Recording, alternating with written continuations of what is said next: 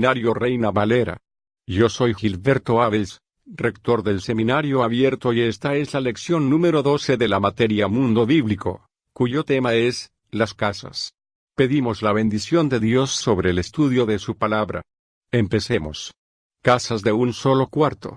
Habiendo pasado muchos años después de que Israel se había establecido en la tierra de Canaán y dejado su vida nómada trocándola por una más estable con progresos agrícolas, principiaron las casas a tomar el lugar de las tiendas como lugares para vivir. La mayoría de los hogares de la gente del pueblo se constituía de una sola pieza o cuarto. Piensa el Dr. Thompson que porque la viuda que asistió a Elías tenía una pieza en la parte alta de su casa, que ella no era de la clase más pobre, sino que se encontraba en estrechez debido al hambre que se hacía sentir en toda la tierra. Primero Reyes 17, 8-19. Propósito de la casa. En los tiempos bíblicos los hombres no construían sus casas con la idea de pasar en ellas la mayor parte de su vida. Su primordial interés era pasar tanto tiempo como fuera posible fuera de ellas, admirando las obras de Dios. La casa servía como un lugar de retiro. Por esta razón las paredes de las casas no son muy tentadoras. No se hacían esfuerzos para atraer la atención a este lugar de retiro. El propósito de estas moradas se sostiene en el significado de las palabras hebraica y árabe para casa. El reverendo Abraham Ribani, que nació en Siria y vivió allí sus primeros años, ha hecho una exposición muy cierta acerca del significado y propósito de la casa de Palestina. La palabra hebrea babit y la palabra árabe bait quieren decir abrigo. El equivalente español es la palabra casa. El término más significativo, hogar, nunca ha sido inventado por los hijos de Palestina, porque ellos se consideran como peregrinos en la tierra. Su tienda y su casita le proveyeron abrigo suficiente para él y sus familiares durante la peregrinación mundana o terrenal. Como los palestinos pasan tanto tiempo fuera de sus hogares, los escritores sagrados gustaban de referirse a Dios como su abrigo o su refugio mejor que como su hogar. Tales expresiones en conexión con Dios son muchas en el libro de los Salmos y los escritos proféticos, Salmos 61, 3, Isaías 4, 6. Piso y paredes de la casa. Refiriéndose a la naturaleza del piso de estos hogares orientales, dice el Dr. George A. Barton, generalmente las casas no tienen otro piso que el de la tierra misma, que se empareja y aplana, hasta quedar maciza.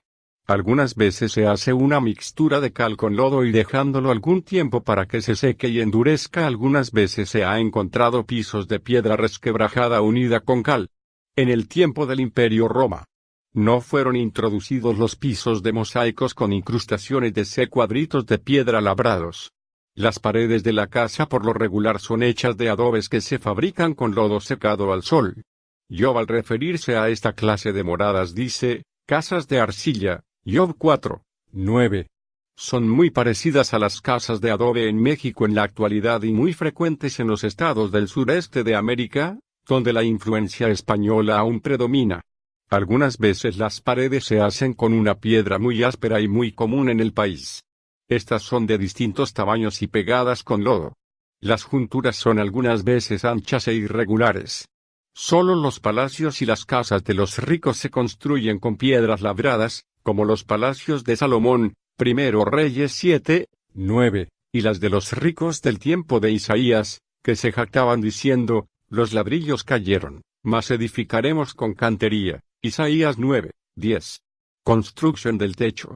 En estas humildes casas de Palestina el techo se construye con vigas de madera que alcanzan de pared a pared, luego se pone una capa de pasto, o quizá de ramas, poniéndose sobre esta una capa de tierra o arcilla, luego se riega sobre ella arena y gravilla, pasándose luego sobre ella un rodillo de piedra, el cual permanece sobre el techo para usarlo varias veces apisonando el techo y con especialidad durante las primeras lluvias, para que así no se escurra el agua al través.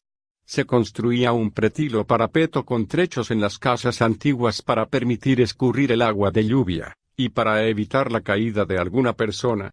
El no construir dicho pretil en los tiempos modernos ha causado accidentes con alguna frecuencia. La ley de Moisés es muy definida al ordenar la construcción del pretil mencionado. El reglamento dice, cuando edificares casa nueva, harás pretil a tu terrado, porque no pongas sangre en tu casa si de él cayere alguno, Deuteronomio 22, 8. El uso común de la casa para tantas cosas, hicieron esencial esta ley, como podemos comprender. Cosas interesantes crecen en techos y paredes. Hierba en los techos. Estando los techos de la casa en gran parte hechos de tierra y arcilla, podemos imaginarnos cómo crecerá la hierba encima de las casas. Como lo indican las referencias bíblicas, serán como la hierba de los tejados, que se seca antes que crezca. Salmo 129, 6. Ejemplos de esto en techos similarmente construidos se ven con frecuencia en los tiempos modernos. En un libro publicado en la última parte del siglo XIX hay una fotografía de un techo palestino cubierto con hierba en crecimiento. El pie de la fotografía es el siguiente. Este es un buen ejemplo de la apariencia de hierba sobre los tejados. Después de las lluvias de invierno, todo edificio con techo de lodo está sobrecargado de hierbas, las cuales pronto perecerán. Techo con goteras. Se puede entender lo natural que será que techos de tierra, después de fuertes aguaceros, produzcan goteras, lo que hace inconveniente para la familia vivir en esas casas. Los viajeros que pasan la noche en una de esas habitaciones, han tenido a veces que mover su cama, por causa de las goteras causadas por el agua de lluvia.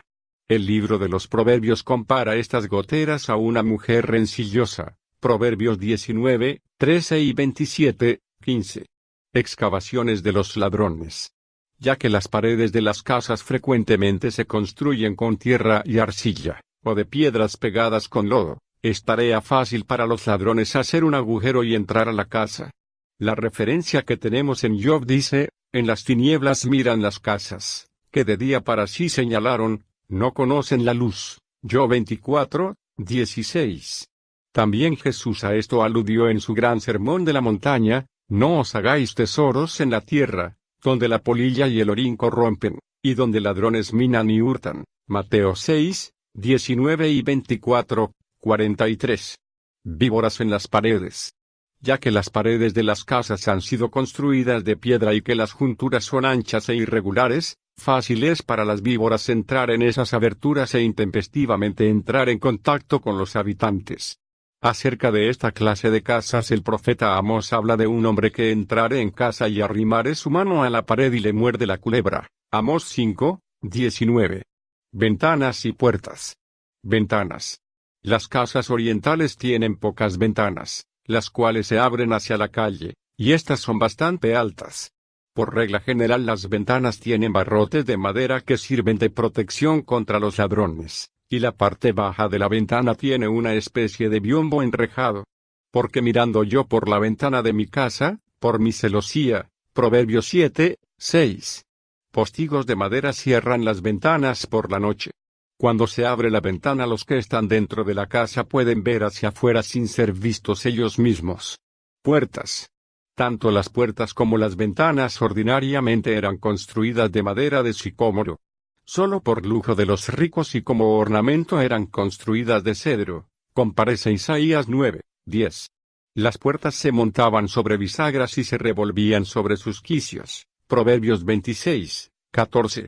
Las puertas quedaban firmes al cerrarse, y esto se lograba con el uso de barrotes de madera. Proverbios 18, 19. La puerta de la casa consistente en un solo cuarto y propiedad de un labriego, se abre antes de la salida del sol y queda abierta durante el día como invitando a la hospitalidad. En Apocalipsis se dice, he aquí, he dado una puerta abierta. Apocalipsis 3, 8. El cerrar la puerta indica que sus habitantes han hecho algo de qué avergonzarse. Al ponerse el sol, se cierra la puerta permaneciendo así toda la noche, comparece Lucas 11, 7. El reglamento para abrir la puerta de una casa sencilla o chica no es observado en las ciudades en casa de más de una pieza. La referencia de nuestro Señor Jesucristo llamando a la puerta se refiere a ella, Apocalipsis 3, 20. La diferencia entre las casas de un morador de una villa y de un morador de la ciudad, debe siempre establecerse para poder entender las referencias escriturales respecto a las casas. Amueblamiento de la casa. Los muebles de una casa en Palestina, cuando ésta consta de una sola pieza, fueron y aún son sencillos. Las esteras y almohadones se usan en el día para sentarse, los tapetes y las esteras sirven para dormir por la noche. Debe haber utensilios de arcilla para las necesidades del hogar, además algunos de metal. Habrá un arca de madera para guardar la ropa de cama, una lámpara sobre su pie o sobre el almud, una escoba para el barrido, molino de mano para moler el grano y los botes de cuero de cabra en que se guardan los líquidos. El fogón debe estar en el suelo, pero casi siempre en el centro de la pieza. Esto da un cuadro general de los muebles para el promedio de las casas en Palestina. En capítulos subsecuentes se darán otros pormenores. Arreglos para pasar la noche. La parábola del amigo inoportuno que relató Jesús, si se entiende a la luz de una casa oriental de una sola pieza, nos dará idea del arreglo para pasar la noche. Díjoles también, ¿quién de vosotros tendrá un amigo, e irá a él a medianoche y le dirá, amigo, préstame 3 panes, porque un amigo mío que ha venido a mí de camino, y no tengo qué ponerle delante? Y él de dentro respondiendo dijere, no me seas molesto, la puerta está cerrada y mis niños están conmigo en cama, no puedo levantarme, y darte. Lucas 11, 5-7.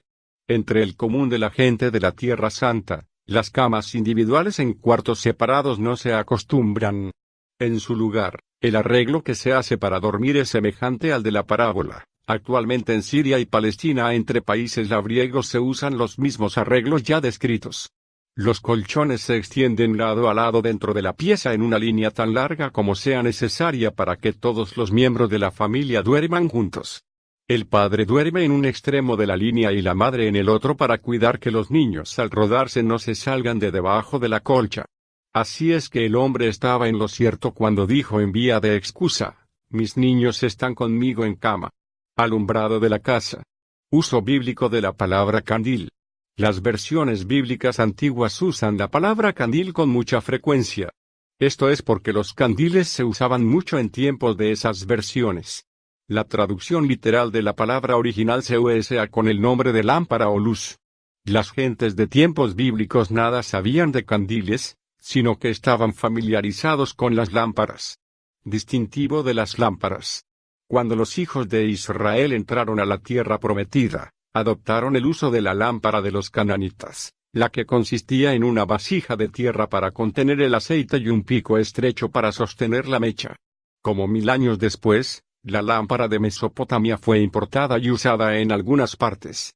Esta lámpara tenía un tubo cerrado para la mecha, así podía llevarse sin peligro de derramar el aceite.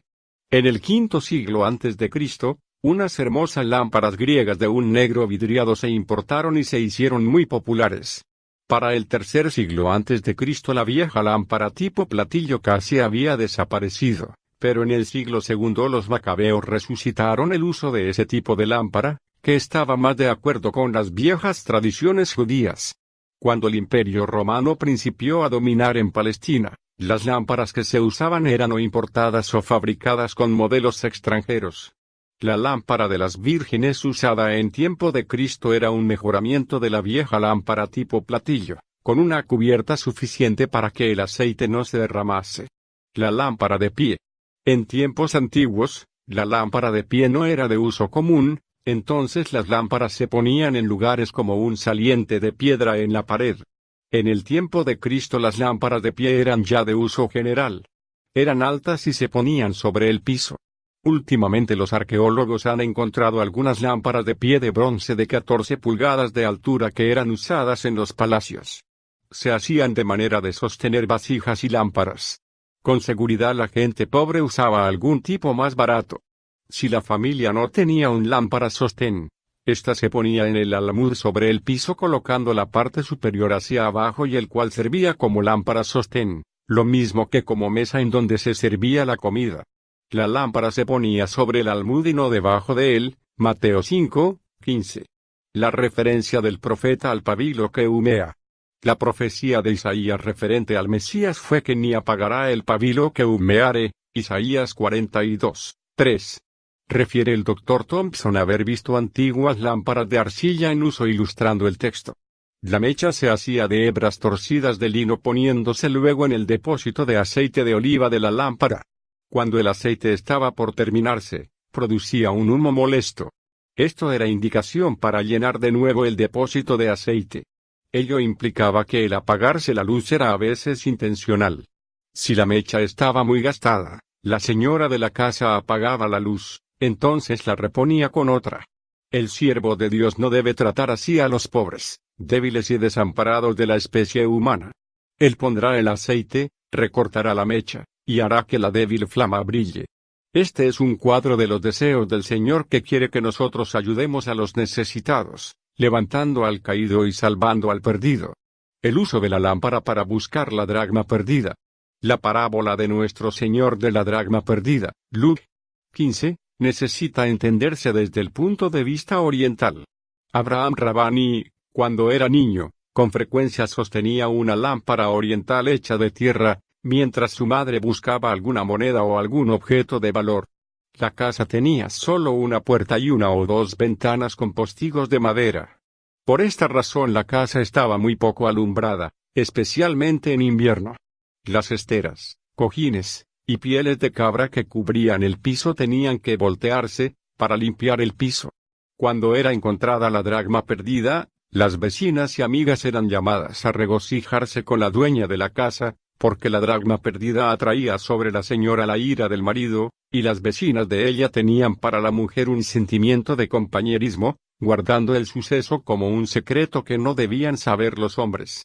Así como indica el texto, y cuando la hubiera hallado, junta las amigas y las vecinas, Lucas 15, 9. El significado de la luz en una casa palestina. La lámpara se considera como un lujo necesario entre los aldeanos. Cuando el sol se pone, la puerta de la casa se cierra, entonces se enciende la lámpara. El dormir sin luz es considerado entre los aldeanos como un signo de extrema pobreza. En la Biblia son sinónimos los términos lámpara, luz y vida. Un viajero retrasado busca ver una luz en alguna casa, entonces sabe que ahí hay vida. El desear que la luz de un hombre se apague sería desearle una maldición terrible.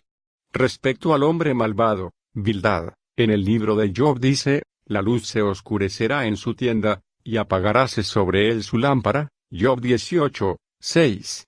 Pero el salmista se considera bendito del Señor cuando se decía a sí mismo en relación con Dios, tú pues alumbrarás mi lámpara, Salmo 18, 28.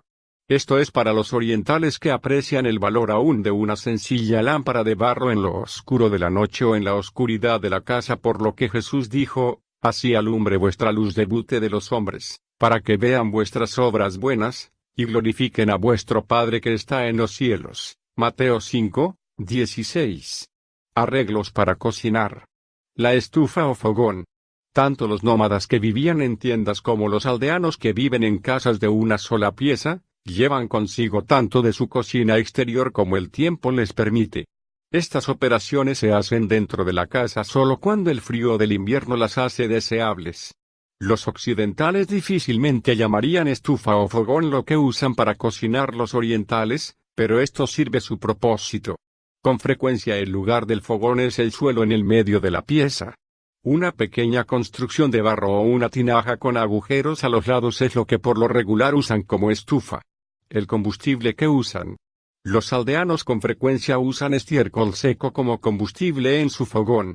Algunas de las clases más pobres lo usan y venden la leña que encuentran, a aquellos que pueden comprarla. Una referencia en la profecía de Ezequiel indica que este uso de combustible era común en los tiempos bíblicos. Véase Ezequiel 4, 15. En el oriente el combustible es tan escaso que algunas veces la hierba seca y las flores marchitas se engavillan con cuidado para usarlos como combustible. Hay indicaciones en la Biblia de que esto se hacía en los tiempos antiguos. Jesús dijo, ¿y si la hierba del campo que hoy es, y mañana es echada en el horno?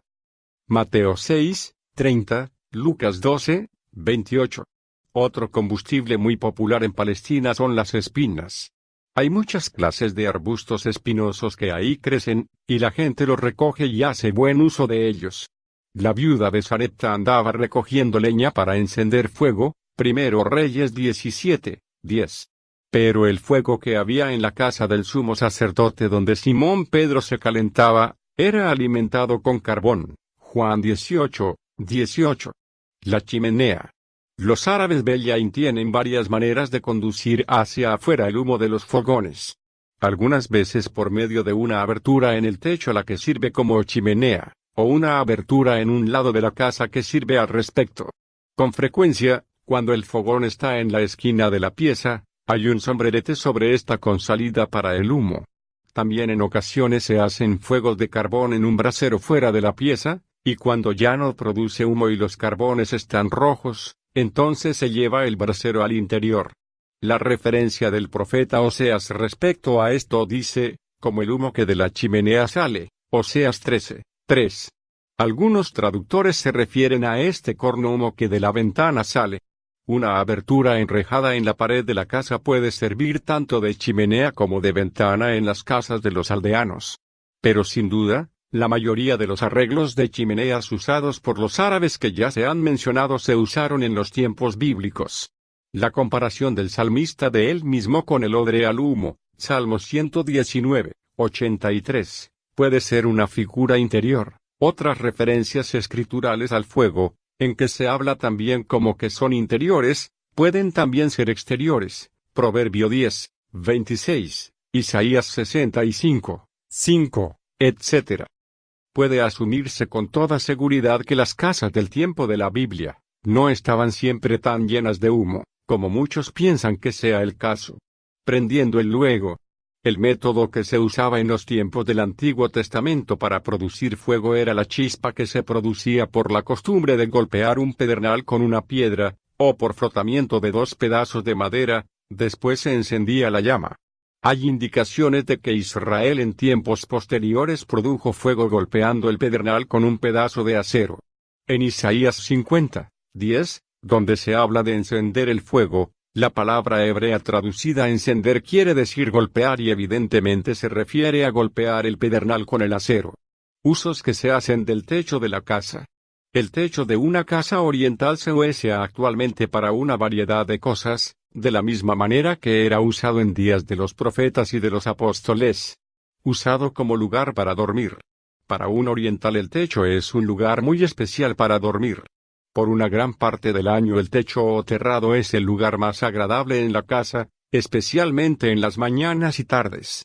Ahí muchos duermen durante el verano, tanto en la ciudad como en el campo, y en todas partes donde la malaria no es peligrosa. La costumbre es antiquísima. Un ejemplo de esta práctica en la Biblia es el incidente de Samuel llamando a Saúl, quien se había dormido en el terrado. 1 Samuel 9:26. El techo usado como almacén. Los planos techos de las casas orientales expuestos al aire y al sol se prestan muy bien para almacenar granos o frutas para que ahí se sequen. Esta costumbre es muy común en Oriente. Rahab escondió a los espías con tallos de lino que conservaba en el techo, Josué 2:6. Usados para asambleas en tiempos de conmoción. En Isaías 22:1 el profeta nos dice, ¿qué tienes ahora, que toda tú te has subido sobre los terrados? Así se describe a la ciudad típica oriental, en medio de los tiempos de gran conmoción. Así como los occidentales en tales casos se congregan en las calles, así los orientales suben a los techos, desde donde pueden ver hacia las calles, y descubrir lo que acontece. Usado como lugar de públicas proclamas.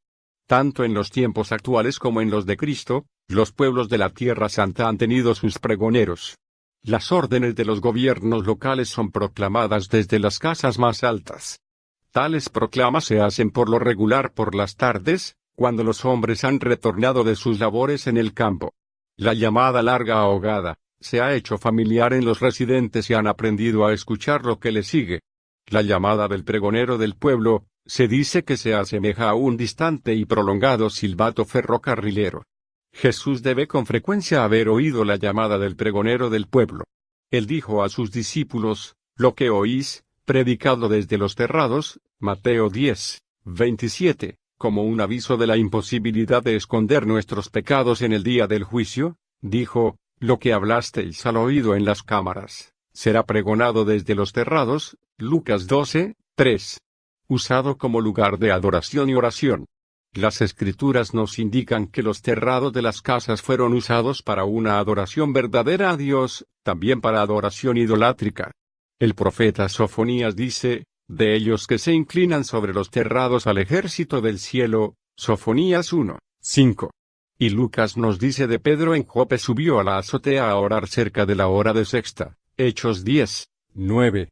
Será natural que los que adoran los astros lo hagan sobre los terrados, y no hay duda que Pedro se retiró a la azotea donde podía estar a solas con Dios.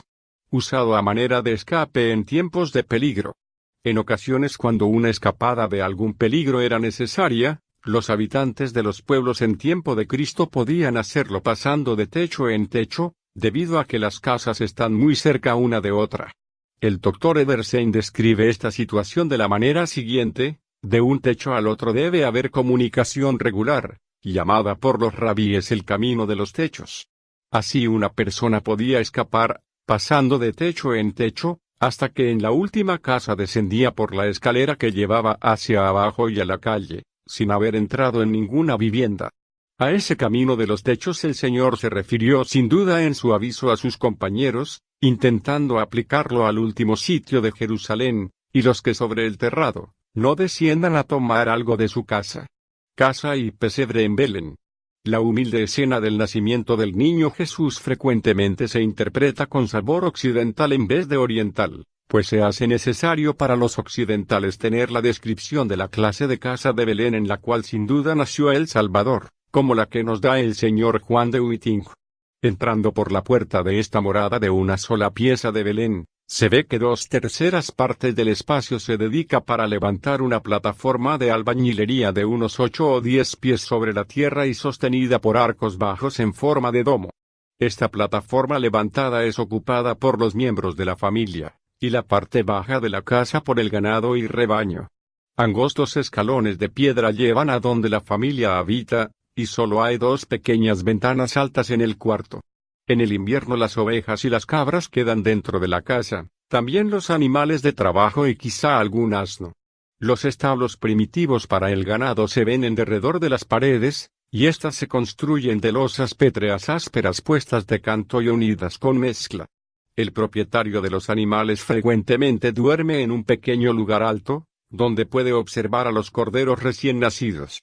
Para conocer el corazón de la tierra, haber conocido la hospitalidad de la gente que siempre se ofrece, no importa cuán primitiva o sencilla, hace el reproducir el cuadro de María y José, volviendo de la posada ya llena de huéspedes, a una casa como la ya descrita, la parte habitable en la cual podía vivir una familia no muy numerosa, puede haber estado llena de huéspedes, pero encuentran una bienvenida y un lugar de descanso para el niño en el pesebre.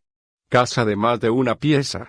Entre los árabes de los pueblos y villas de Palestina, las casas de más de una pieza son propiedad de personas más o menos prósperas. La palabra arábiga cuyo significado es casa también significa una pieza. Lo mismo puede decirse de las casas pertenecientes a los hebreos. Como regla general las casas de una pieza están en las villas, y las de más de una pieza están en las ciudades. Si se va a construir una casa de 2 piezas, el oriental no las pone lado a lado, como lo haría uno occidental. Más bien el ancho de una pieza se deja entre las 2, y se construye una pared entre los extremos, y como resultado de este arreglo, la casa tiene un patio abierto. Si el constructor desea hacerla de 3 piezas, entonces una pieza sustituye a la pared al extremo del patio y entonces habrá 3 piezas en derredor del patio. Si va a haber más de 3 piezas en la casa, las piezas adicionales se añaden a aquellas en el lado, agrandándose así el patio. Vista y arreglo de las piezas. Existe una gran diferencia entre una casa oriental y una occidental de más de una pieza. El exterior de la casa occidental se hace tan hermoso como es posible, y especialmente la parte que da a la calle. Pero el exterior de una casa oriental presenta una apariencia despreciable en comparación. El frente de la casa oriental da hacia el patio, mejor que a la calle, como sucede con la casa occidental. El plano general de una casa oriental es una serie de piezas construidas en derredor de un patio abierto. La razón para este arreglo es que la reclusión es el pensamiento principal en mente. El patio oriental, abierto hacia el cielo. Es importante para los occidentales darse cuenta de que al centro de la casa oriental de varias piezas, hay un patio abierto hacia el cielo. El patio es una parte importante de la casa. Uno puede estar en el patio y al mismo tiempo en la casa, así como también fuera de ella desde el punto de vista occidental. Como un ejemplo, Mateo 26:69 dice, y Pedro estaba sentado fuera en el patio. Esto quiere decir que Pedro estaba fuera en las piezas del patio, y también estaba en el patio abierto, localizado en la parte central del edificio. Aunque el patio está abierto al aire, a veces un toldo se pone sobre parte de él. Algunas casas tienen una galería en derredor a los lados del patio. Frecuentemente se plantan árboles, arbustos o flores. Estos patios orientales están a veces hermoseados por la presencia de variadas flores. El salmista se refiere a esta práctica con las palabras familiares: mas yo estoy como oliva verde en la casa de Dios, Salmo 52:8.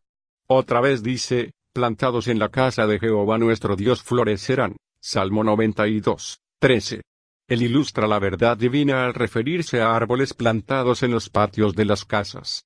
Nunca se plantaron árboles en el patio del templo. Con frecuencia se construyen cisternas en los patios. Es interesante la historia de dos hombres en los días de David que se escondieron de Absal 6n. Se cuenta en 2 Samuel 17:18 y 19, y llegaron a casa de un hombre de Baurim, que tenía un pozo en su patio, dentro del cual se metieron. Y tomando la mujer de la casa una manta, extendiéndola sobre la boca del pozo, y tendió sobre ella el grano trillado, y no se penetró el negocio. El pozo que aquí se menciona era una cisterna las cuales se cavaban en los patios orientales para recoger el agua de lluvia. Cuando estas cisternas están secas, son muy buenos lugares para esconder fugitivos. Cuando la boca de la cisterna está al nivel del terreno, es fácil cubrirla con alguna manta, y luego esparcir el grano sobre la manta y así el escondedero puede guardarse secretamente. Se hacen lumbres en los patios en tiempo de invierno.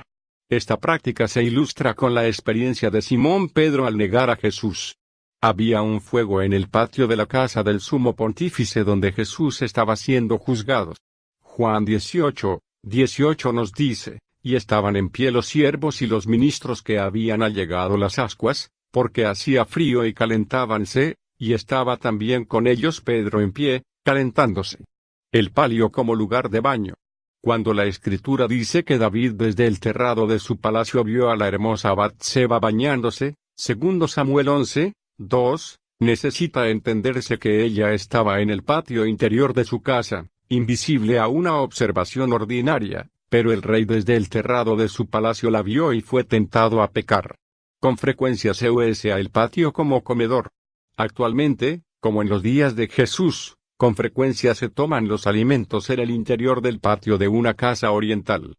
Sin duda alguna, Jesús fue invitado a participar de las comidas que se servían en el patio abierto de la casa de su hospedador. La puerta y el vestíbulo. Localización y vista de la puerta. La puerta o zaguán quedaba localizado a la mitad del frente de la casa. Esta entrada estaba arreglada de tal manera que nadie podía ver hacia adentro desde la calle. A veces se construía una pared frente a la puerta, lo que llenaba el propósito. Los zaguanes orientales casi siempre tienen pequeñas puertecitas como entrepaños entre ellas. La puertecita se usa en ocasiones ordinarias, y el portón o zaguán se abre solo en ocasiones extraordinarias. En Hechos 12:13 se habla de Pedro golpeando la puerta del palio, lo que sin duda quiere decir la puertecita incrustada en el portón. El uso de llaves. La llave oriental de los tiempos modernos es semejante a la llave de los tiempos de Isaías y ciertamente no se dice, y pondré la llave de la casa de David sobre su hombro. Él parece en nada a la variedad de llaves occidentales. Isaías 22:22. El Dr. Johnson dice haber visto en Palestina algunas llaves de tal tamaño como para llevarlas en el hombro un hombre. Vio una llave como de 45 centímetros de grande. Comúnmente las llaves se hacen de madera.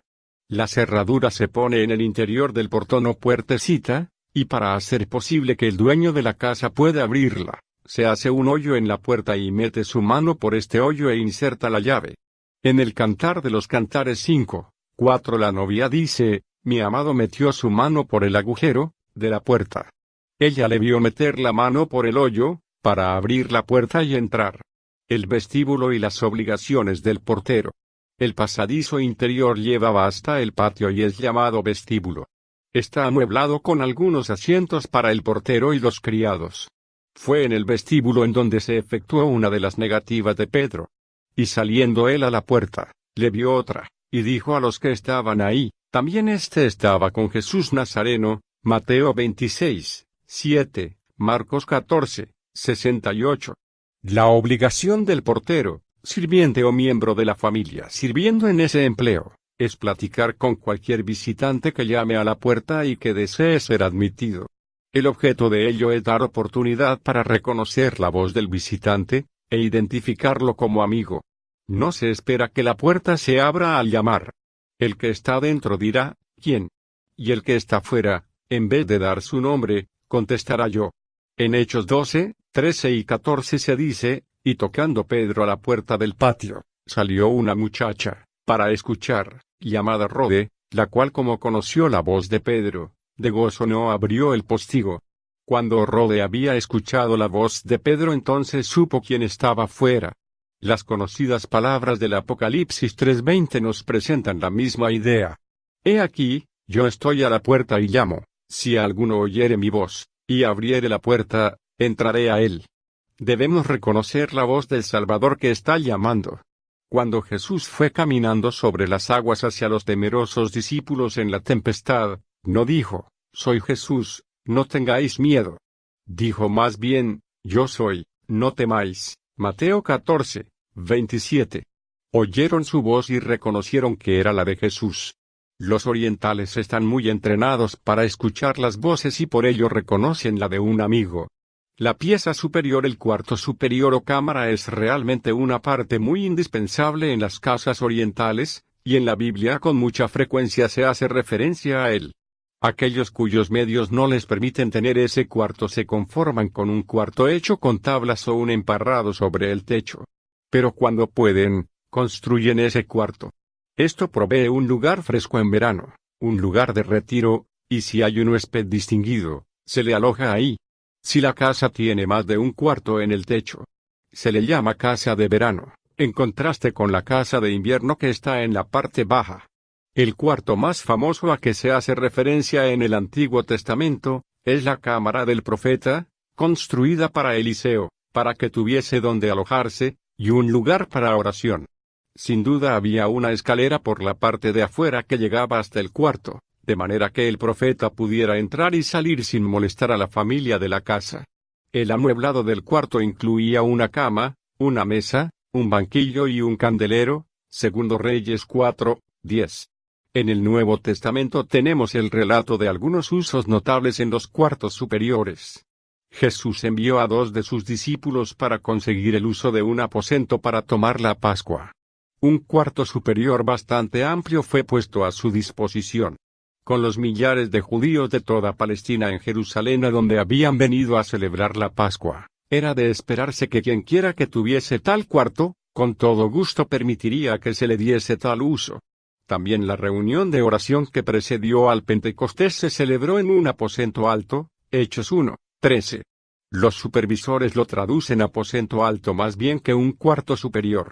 Es posible que haya sido el mismo aposento en que Jesús celebró la Pascua con sus discípulos. De cualquier manera había venido a ser un lugar de reunión. La traducción de Weymouth dice, ellos subieron al aposento alto que era ya su lugar de reunión.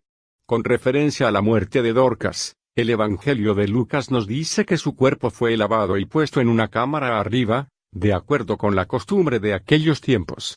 El milagro al ser ella resucitada de los muertos, aconteció después de haber subido Pedro a la cámara alta, Hechos 9, 36 a 41. Bajan al enfermo a través del techo hasta Jesús. Se necesita tener un buen conocimiento de una casa oriental a fin de poder entender bien la historia del hombre paralítico, a quien bajaron a través de un agujero practicado en el techo para depositarlo a los pies del Señor para que lo sanase. Los evangelios de Marcos y Lucas nos dan el mismo aspecto de la historia. Marcos dice, descubrieron el techo en donde estaba Jesús, y haciendo apertura, bajaron el lecho en que yacía el paralítico, Marcos 2, 4. Lucas nos dice de la siguiente manera, y por el tejado le bajaron con el lecho en medio, delante de Jesús, Lucas 5:19. Estos hechos presentan algunas dificultades y varias interpretaciones se han ofrecido para resolver el problema. Daremos aquí las más probables. La explicación más sencilla es la del Dr. Thompson. Él sugiere que las maderas, arbustos espinosos, la mezcla y la tierra del techo fueron rotos y puestos a un lado lo suficiente para meter al enfermo dentro de la casa. Él dice que esto pudo haberse hecho y reparado luego el desperfecto. Con frecuencia se practica esta misma operación para bajar el grano, la paja o alguna otra cosa a través del agujero. Él mismo da testimonio de haberlo visto. La única diferencia acerca del proceso, con la multitud dentro de la casa, sería la molestia que causaría el polvo. Parece ser que la relación de Lucas sobre la bajada del paralítico a través del techo presenta una dificultad a esta interpretación. Algunos han considerado que el tejado o sean las tejas es una referencia al techo ordinariamente construido en el Oriente. La palabra griega para tejado quiere decir, hecho de barro y tal palabra puede describir un techo de tierra aplanado con rodillo, dejándole secarse y endurecerse como la arcilla. Algunos otros maestros de la palabra tienen una idea distinta de lo que se hizo con el paralítico. Defendiendo este punto de cita, el Dr. Edersheim dice lo siguiente: difícilmente se puede uno imaginar que los que llevaban al paralítico hubiesen cavado un agujero a través del techo. Sin hablar de la interrupción e inconveniencia causadas a aquellos que se encontraban dentro de la casa con dicha operación.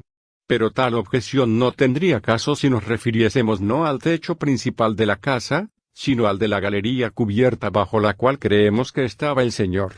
En tal caso, debe haber sido bastante fácil destechar la cubierta de tejas y ladrillos, y entonces habiendo hecho el agujero a través de las ligazones que soportan las tejas, bajar su carga en medio y frente a Jesús.